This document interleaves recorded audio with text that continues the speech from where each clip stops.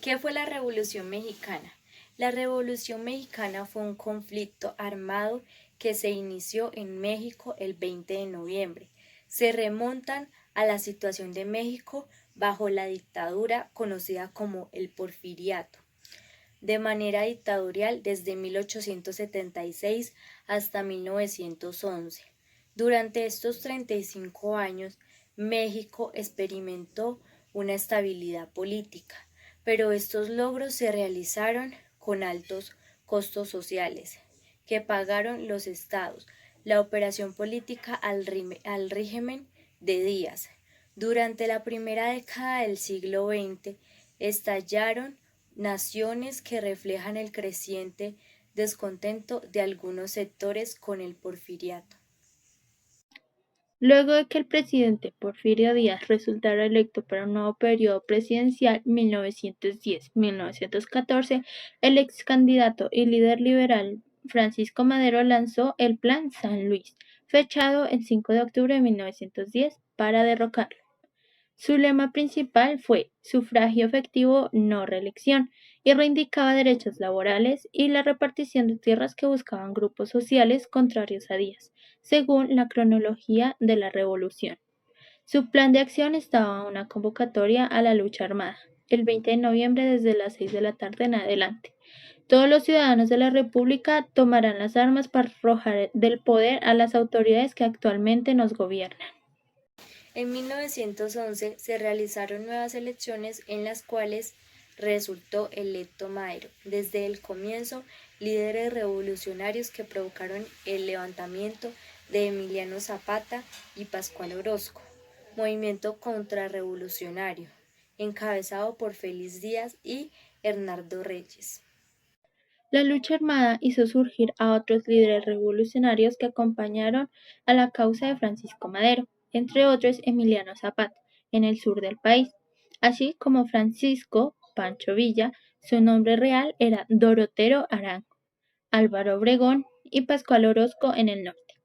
La presión revolucionaria tuvo éxito y Porfirio Díaz firmó su renuncia a la presidencia el 25 de mayo de 1911, dando fin a 35 años de gobierno y abriendo paso a nuevas elecciones. Cuando Díaz aseguró su entrevista que retiraría al final su mandato sin buscar agitarse a la oposición al gobierno, cobró relevancia ante la postura manifestada por Díaz. En diversas giras en el país con miras a formar un partido político que eligiera a sus candidatos las elecciones, Díaz lanzó una nueva candidatura a la presidencia y Madero fue arrestado. Se llevaron a cabo las elecciones que dieron el triunfo a Díaz. Madero logró escapar de la prisión estatal y huyó a los Estados Unidos desde San Antonio. El Plan de San Luis, que llamaba a tomar las armas contra el gobierno de Díaz el 20 de noviembre en el norte del país y posteriormente se expandió a otras partes del territorio nacional. Porfirio Díaz presentó su renuncia y exilió en Francia lo sucedido. Algunos grupos, como el de los hermanos Aquiles, Máximo y Carmen Cerdán, al ser descubiertos en posesión de armas, se lanzaron antes de la fecha pactada en Puebla.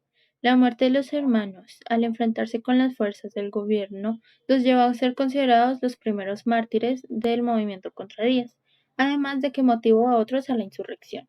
En los hechos, no se dio levantamiento coordinado el 20 de noviembre de 1910 a las 6 de la tarde para derrocar a Díaz, pues para ese momento ya había 13 hechos de armas en diferentes estados, pero esa fecha ha sido considerada hasta hoy como el inicio de la Revolución Mexicana. Antecedentes económicos, sociales y políticos. Entre 1889 y 1890, el gobierno de Díaz declaró baldías las propiedades corporativas, incluyendo las iglesias y comunidades indígenas, y dispuestas que fueran parcelables, y con las leyes de el deslinde la población indígena quedó sin tierras y las leyes solo favorecían a los grandes hacendados y los pueblos pequeños tenían que pagar grandes impuestos. Esto afectó a la economía indígena. Los campesinos se rebelaron contra el gobierno a principios del siglo XX. Comenzó la explotación petrolera. Esto dio al país una transformación industrial. Se modernizó la industria textil en 1907. Se desató una crisis internacional. En Estados Unidos se suspendieron créditos, exportaciones y redujo drásticamente los ingresos del gobierno. Prácticamente existió una especie de feudalismo en el cual los trabajadores eran esclavos. Lázaro Gutiérrez de Lara y Juan Saravia lucharon para defender los derechos de los trabajadores. La mayoría reclama la participación de toma de decisiones. El gobierno sufrió una crisis por el envejecimiento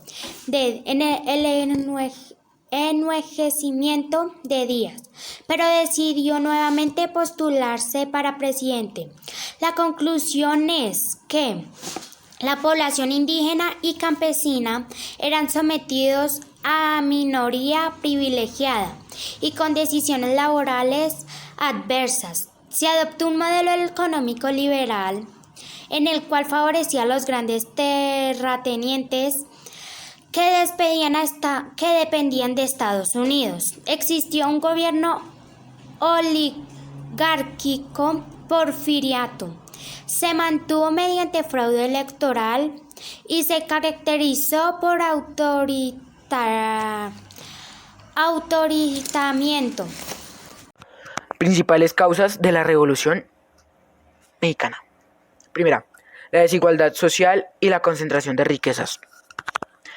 Segunda, no existía libertad política. Tercera, despojo de tierras a los campesinos. Cuarta, no había libertad de expresión. Sexta, la sobreexplotación. Séptima, la represión y el uso de la fuerza obligadamente. Octava, la disminución de la enseñanza. Consecuencias de la Revolución Mexicana. Un estimado de 3 millones de vidas fueron afectadas gracias a la Revolución Mexicana. El nacimiento burócrata, la migración urbana, la reforma agraria, un impacto artístico y literario, auge de los corridos y delitos. También que las mujeres se enlistaran al ejército militar.